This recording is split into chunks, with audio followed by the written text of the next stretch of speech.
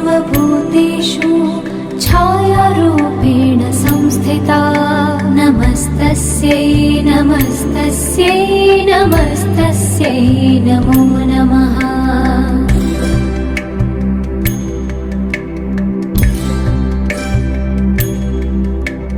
या देवी सर्वभूतेषु शक्तिरूपेण संस्थिता नमस्तस्यै नमस्तस्यै नमस्तस्यै नमो नमः।